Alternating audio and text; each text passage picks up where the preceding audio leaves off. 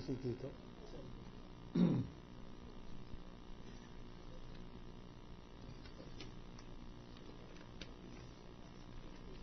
The continuation of the impeachment trial of the Honorable Chief Justice Renato C. Corona of the Supreme Court is hereby called to order. We shall be led in prayer by the distinguished senator from Sorsogon, Senator Gregorio Ballesteros Sonasan II. Father Almighty, we ask you to guide us as we go through the necessary agony of the impeachment trial, and as we try not only the accused, but our ability to seek justice. Help us emerge from this process united and more determined to pursue the path to lasting peace and progress. As we repair our damaged institutions, guide us that we may respond more effectively to the challenges of poverty, hunger, homelessness, ignorance, and social injustice. Allow us to temper our proceedings with civility, mutual respect, and a presumption of our collective innocence inside and outside the trial court as we search for the truth. Inspire us to be worthy prosecutors, defense counsels, and senator judges and jurors. And when our work is done, light our path as we continue to build our nation and work for a better future for our children. All this we ask of you. Amen. The Secretary will now please call the roll of senators.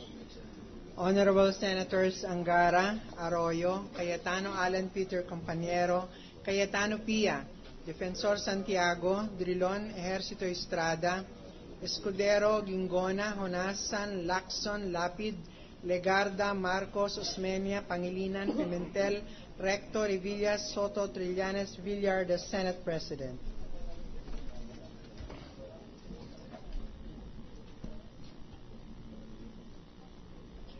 With 19 senators, judges present in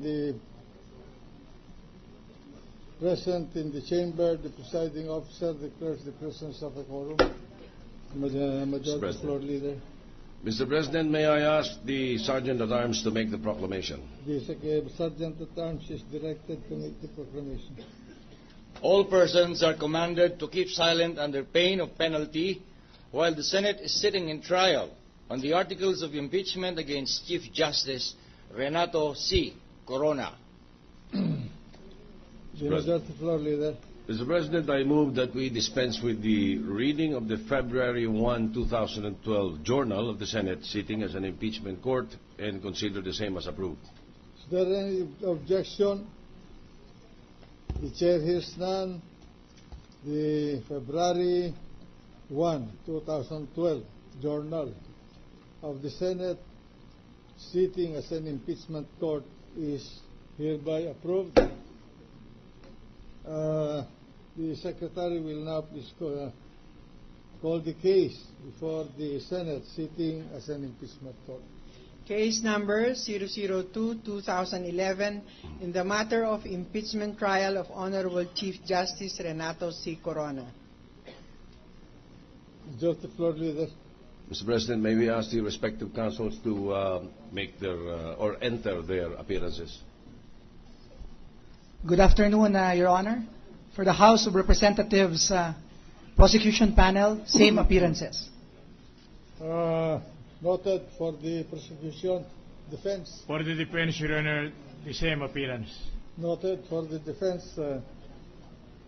Majority Floor Leader. Mr. President, we are in receipt of a motion from the defense. I move that we discuss the said motion on Monday during our caucus at 12 noon to give the other members of the court time to appraise and study the motion. Yes, and I would like to announce and seek the forbearance of the prosecution. There were so many requests for a subpoena submitted to us, and this presiding officer would like to submit this to the members of the impeachment court in the caucus because, in the opinion of this chair, it touches on the principle of separation of powers between the three departments of government, and I would like to get the counsel of the impeachment court. Thank you. May I include that? Leader? Yes, Mr. President, may I include that in the motion that we will take it up on Monday then? Is there any objection? Hearing none, the motion is approved. Mr. President, may we now allow or call on the prosecution to continue for their or with their presentation of evidence. The prosecution will now call the next witness. We are still in Article 2. Mr. President, may I? Yes, Your Honor. We're still on Article 2. So proceed. Mr. President, there is a request by the members of the court to ask the prosecution on how many witnesses and who are the witnesses that they will present. For today. For today, yes. First witness is Mr. Clarence. The first witness is Mr. Greg Gregonia of the Burgundy Realty Corporation.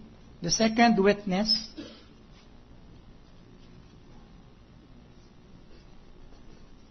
is Miss Ana Venus Mejia from the Philinvest. And third. And we have a pending matter. There are two, the Registrar of Deeds of Quezon City and the Registrar of Deeds of Marikina. They have been here since 3 weeks ago. We're not able to discharge of them because the defense reserved the right to cross-examine. And effectively, we have 4 for today, Your Honor. All on Article 2? Yes. Is the defense ready to cross-examine the witnesses that were not subjected to cross yet? Yes, Your Honor, we are ready to cross-examine them. Maybe we should start the proceeding this afternoon with the cross-examination of the witnesses that have not been subjected to a cross-examination, so that, to be fair to them, we could dispense their recurrent presence in these proceedings.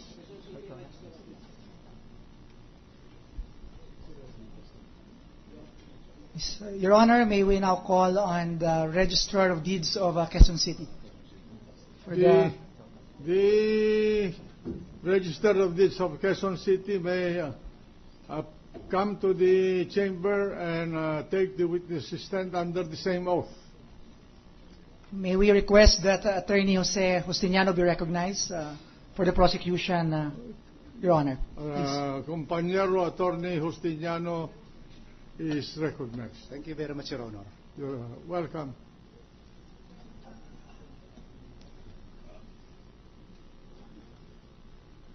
If Your Honor, please, may we request permission that Attorney Isguera of the defense panel be allowed to conduct the cross-examination of these 2 witnesses.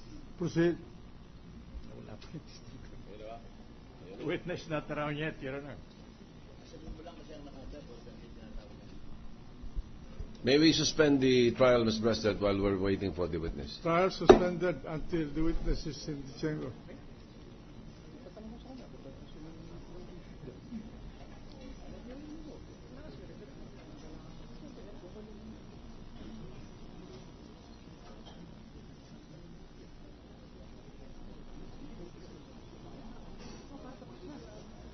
If Your Honor, please.